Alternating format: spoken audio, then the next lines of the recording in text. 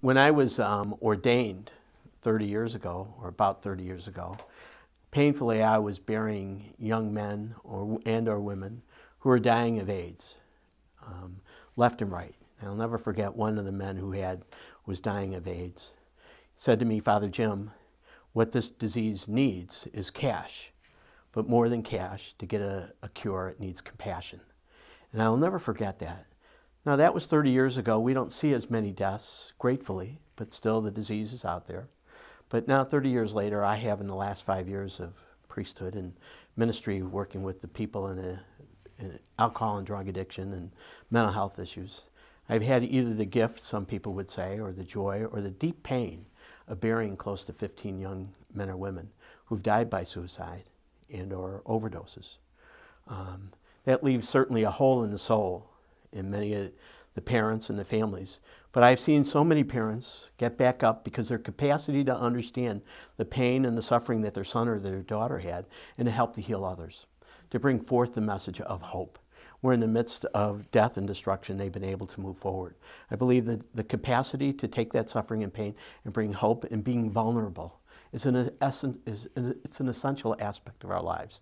And sometimes we're afraid to talk about it. So where I often say, perfection, people are looking for perfection in life.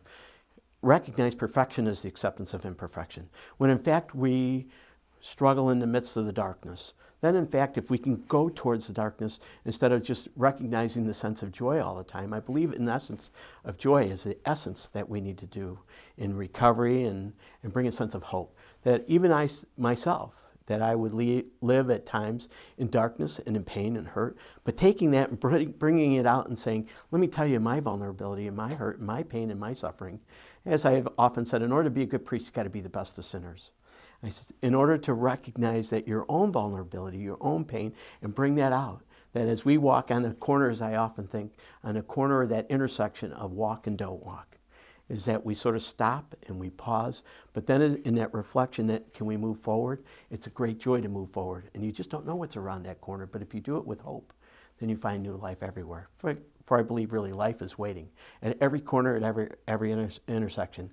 As I fell in love, it's not so much about falling in love, it's falling in life.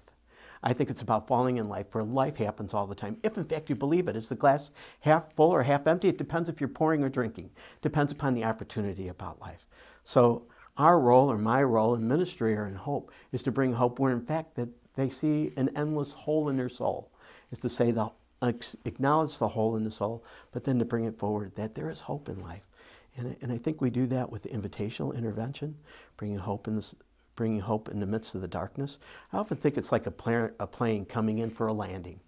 I said, so you go through the cloud of unknowing, when you're walking in or you're flying through that cloud and it's a little bumpy on that plane and you look outside and you can't see anything and we're hanging onto that seat.